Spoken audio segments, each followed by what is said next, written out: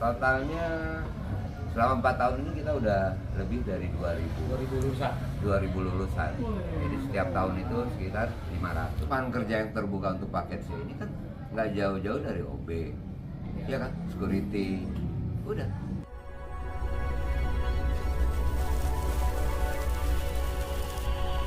Melalui organisasi ini kami mendorong para muslimah yang tadinya nggak kepikir jadi pengusaha karena bergaul di lingkungan yang isinya pengusaha semua, akhirnya pada berani melakukan kegiatan usaha.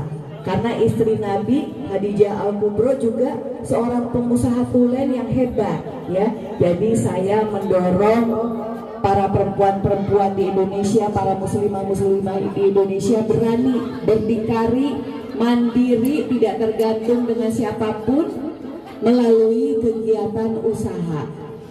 Ya Bu, ya adik-adik sekalian, nah diri mengaktualisasi diri dengan kemampuan yang Allah anugerahkan kepada kita. Mungkin di sini adik-adik yang ada laki-laki atau perempuan ada yang bisa memasak. Kita olah keahlian memasak ini menjadi sebuah value, menjadi sebuah nilai ekonomi. Kita berdayakan apa yang keahlian yang kita punya menjadi sebuah pendapatan. Ya, adik-adik kan masih muda. Saya banyak melihat dan sebagian adalah anggota lain tidak minta-minta dengan orang lain, tapi nenek itu memberdayakan keahliannya sendiri menjadi sebuah pendapatan.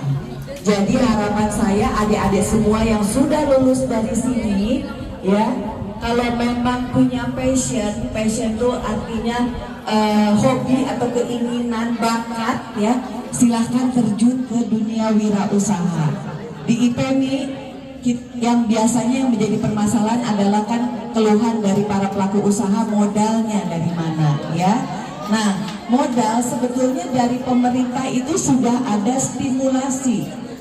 Ada program-program pemberdayaan UMKM, ya. Dulu waktu saya pernah jadi anggota DPR RI tahun 2009 sampai 2014. Insya Allah tahun ini saya akan kembali running berjuang di DPR RI karena nawaitunya lillahi ta'ala, niatnya untuk ibadah, karena semua yang ada di negara ini diatur sama politik, adik-adik sekalian, mengenai sistem pendidikan kita, mengenai program-program kesehatan, program pro-rakyat, itu semuanya diatur sama yang namanya politik.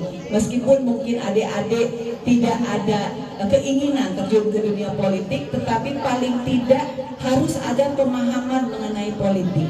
Karena semua yang ada di negara ini, negara konstitusi, diatur sama yang namanya politik. Harga cabai, harga buku, semuanya diatur sama para pemangku kebijakan yang membuat undang-undang, yaitu para anggota DPR RI dengan pihak pemerintah, ya. Bun, ini pelatihan yang diajarkan oleh IPMI, Bun? Ya, ini The Coupage Under Glass. Jadi medianya adalah piring bekas, ya, seperti ini. Lalu dicat, ya, dicat, dan hasilnya nanti seperti ini nih. Hasilnya seperti ini. Hasilnya seperti ini, cantik-cantik, dan ini juga termasuk kerajinan yang banyak peminatnya di pameran-pameran. Jadi salah satu yang kita berikan pelatihan saat ini adalah medianya yang piring bekas seperti ini. Selain piring bekas juga ada botol bekas, ada bekas kaleng kue seperti ini. Ya, akhirnya orang-orang bule biasanya suka kayak gini. Juga daur ulang semua, jadi kita memanfaatkan sampah sih sebetulnya.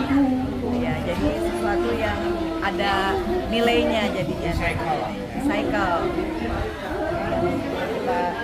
Ada bros, ya, ada brosnya juga. Brosnya. Ini juga kita jual di pameran-pameran IPMI. Ya, insya Allah ke depan kita bisa berikan pelatihan-pelatihan yang lain yang sesuai dengan kebutuhan dari murid-murid PKBM Langgeng Ikhlas. Yang menjadi penekanan dalam kegiatan ini apa sih, Bu? Penekanannya adalah kita menggali potensi atau keahlian, ya, menggali kreativitas dan inovasi supaya tidak hanya murid-murid yang lulusan PKBM Langgeng Ikhlas ini setelah lulus ingin bekerja di tempat orang lain, tapi kita mendorong mereka yang lulus ini bisa menciptakan lapangan pekerjaan melalui dunia wirausaha.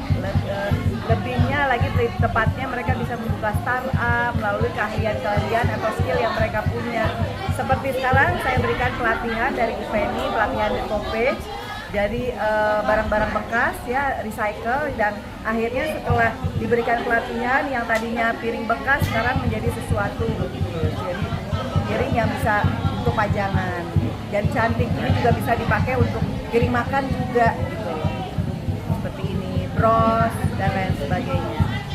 Jadi intinya saya ingin membangun kemandirian untuk adik-adik yang kuliah, yang sekolah di sini melalui skill yang mereka punya.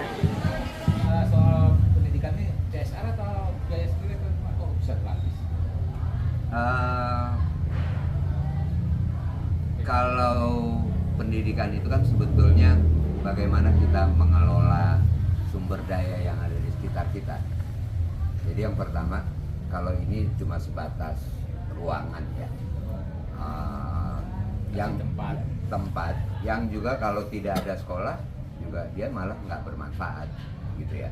Jadi tempatnya sebetulnya lebih adanya lebih dulu, itu yang pertama.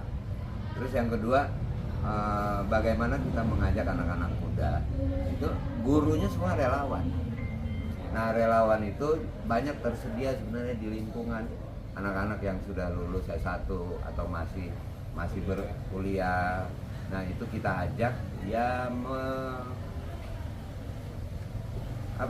memberikan peduli kepada pendidikan, kemudian juga mengamalkan ilmunya, sehingga selama 4 tahun ini kendala di dalam hal pembiayaan sih tidak ada, kita jalan aja. Berapa total?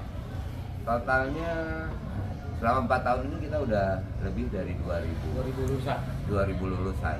Jadi setiap tahun itu sekitar 500. Siswanya lapangan kerja yang terbuka untuk paket C ini kan nggak jauh-jauh dari OB, ya kan, security, udah.